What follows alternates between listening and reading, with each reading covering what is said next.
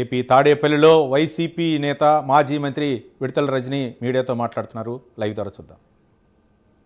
Red book policy, red book governance రాష్ట్రంలో యథేచ్ఛగా కూడా ఇదే నడిపిస్తూ ఉన్నారు. అందుకే మన ఆంధ్రప్రదేశ్ రాష్ట్రంలో అంబేద్కర్ గారు రాసినటువంటి రాజ్యాంగం ఎటో పోయిందండి. దానికి తూట్లు పొడిచేశారు. ఈ ఐపీసీ అంటే ఏమైంది తెలుసా? మన రాష్ట్రంలో ఐపీసీ అంటే ఈ ఐపీసీని ఏదైతే ఉందో దాన్ని లోకేష్ పెనల్ కోడ్గా మార్చారు. ఈ బిఎన్ఎస్ని బాబు న్యాయ సంహితగా మార్చారు ఆంధ్రప్రదేశ్ రాష్ట్రంలో.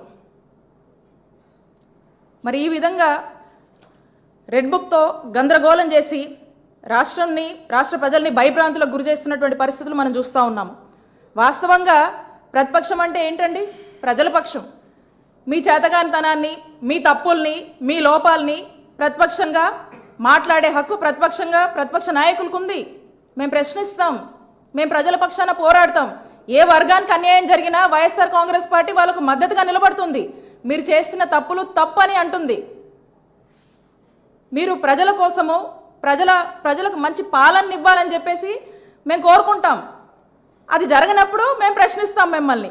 మరి ఈరోజు అలాంటి పరిస్థితి వస్తే గొంతెత్తి మాట్లాడితే దాడులు చేస్తున్నారు, హత్యాయతనాలు చేస్తున్నారు, గూండాయిజం చేస్తున్నారు, రౌడీయిజం చేస్తూ ఉన్నారు, భయపెడుతున్నారు. అయినా కూడా ఎవ్వరూ భయపడం ఇక్కడ. ఎందుకంటే ఈ రాష్ట్రమేమీ మీ జాగీర్ కాదు.